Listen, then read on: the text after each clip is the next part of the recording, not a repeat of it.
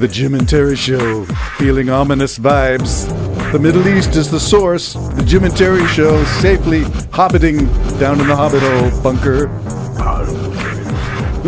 I don't want to carry this load, but we are.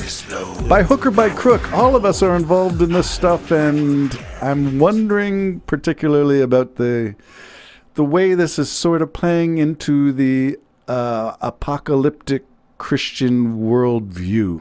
And are there those who might be cheering from the sideline? Yeah, bring it on, because this is necessary for the kingdom to come. I don't know how many. I don't know anybody cheering it on. Not a soul. Mind you, you'd be surprised how much it's not talked about within the churches. But individually, you cannot help but notice there's a lot of. It's amazing that Israel's the center of the world. It's amazing. There are only 20 million people there. It's amazing they came back and was a nation and were resilient and turned that desert waste rock pile into what this beautiful nation became. So it's very prophetic, when you see it. And if you look really deep into prophecy, and it depends who you're listening to, believe it or not, I'm not as into it as a lot of people. The four horsemen are the four nations with the red, white, green, and black flags. And that's what some people are saying. There's the four horsemen, right there. And they may be right, because prophecy has always been, you don't get it until it's right on top of you.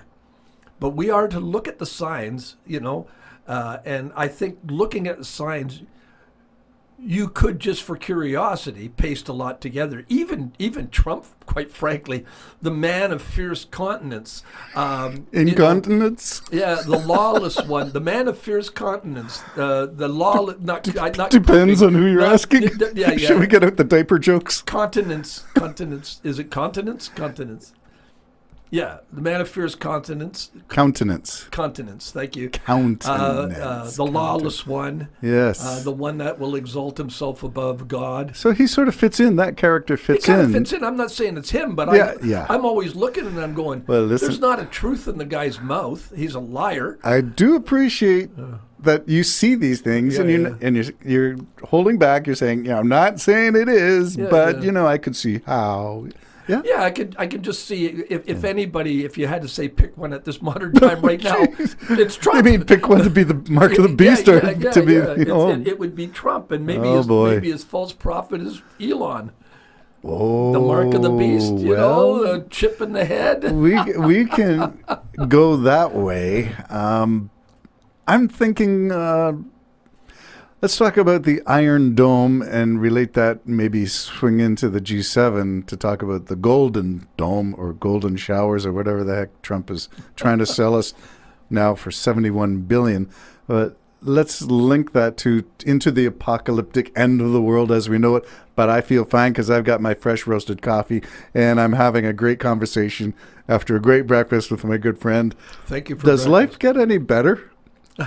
No, we've got it good for absolute sure, Thank you for breakfast. And I am reminded of that. Every moment I have this cognitive dissonance where part of me is saying, but they're dying by the tens of thousands. Oh, it's horrible. And starvation, and there's still Somalia, Ethiopia, there's still North Africa, there's still the Congo, and there's still guerrilla warfare going on in independent nations. And the starving of children around the world. And made more so exacerbated by the canceling of USAID.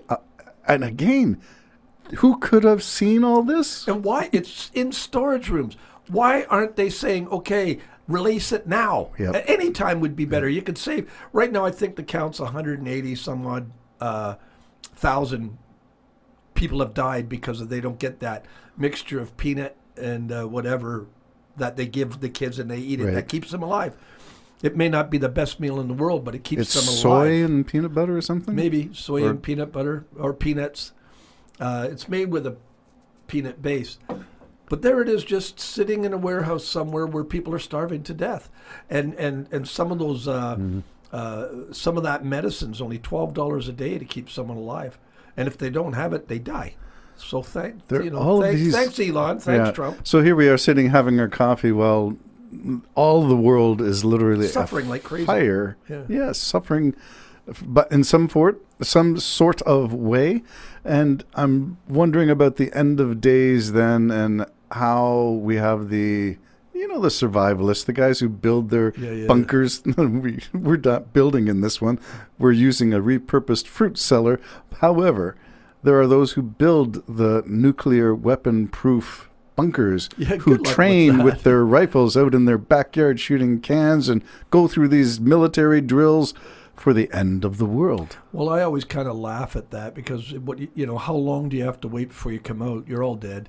The other thing is, I mean, you take. I told you the story about that great blackout that happened, and one of the store owners put a generator out to keep the freezers going so he could supply the community. Someone stole the freezer. I think I was in that community at that time, 2002 or 3, something like that. Somebody stole the generator. Yes. And so I'm thinking if things get really bad, you with the Gen X over there, they're going to hear it start up, and then he's going to come and kill you, take your house, or take whatever you've got preserved. And stay in your house. Yeah. Take it from you. So I don't know if there is an escape. I really don't. Okay, so the Golden Dome or Iron Dome, let's start backfill a bit to the Iron Dome. How's that working for Israel at the moment?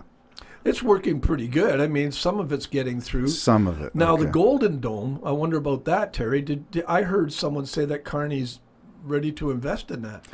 I've heard mixed, so I don't really know. Okay, then we don't know. Because you got to leave it at that. Because if he's willing to put $60 billion. 71 was the price Trump set on his way away from the G7 in his early exit. If he's willing to do that, they know more than we do. Yeah. Somebody was talking about the curvature of the Earth and the Arctic and saying Canada is the key to defending the United States because we've got the northernmost. If you look at the islands going all the way up towards Greenland, the tip of Greenland.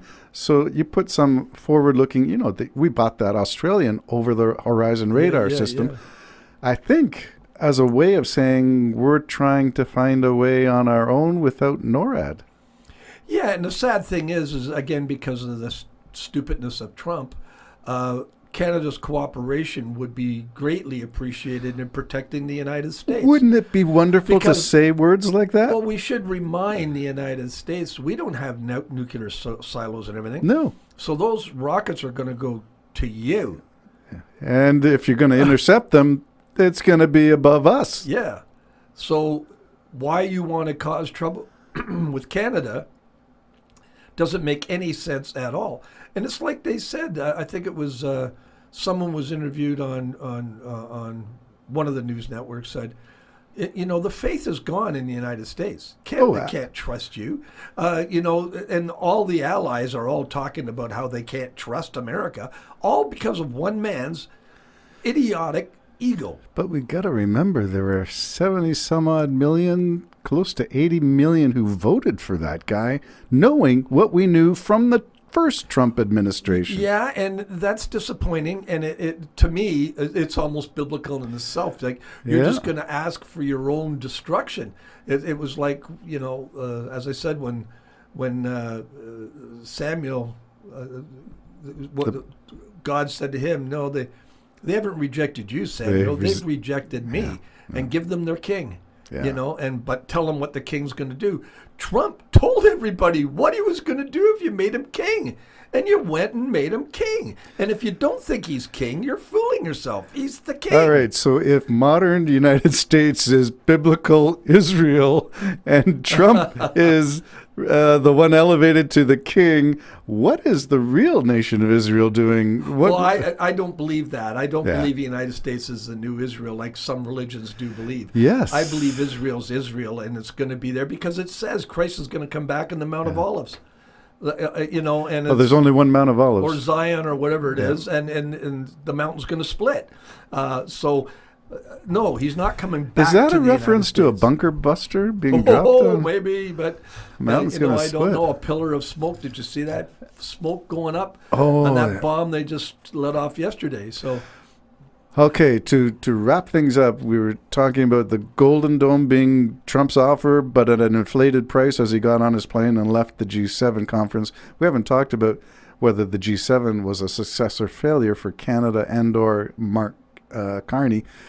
But I did hear about the laser in Israel being used to take out Iranian drones. At this time, drones. and God forgive me, my cousins in the States, at this time, if you can do anything to self-defend and not depend on the United States for now, and it's probably going to be 50 years before you can. I mean, the damage is done. Everybody's starting to make plans elsewhere to deal with this madman. And, I think he's not planning on going anywhere. Mad Men was a great TV show. Yeah. And maybe that's what's going on here. Mad Men have taken charge. Jim and Jerry Show signing off for now. I don't wanna carry this load no more. I don't wanna carry this load. Though the sweat of my brow and the toil of my hands has got me so far into this promised land.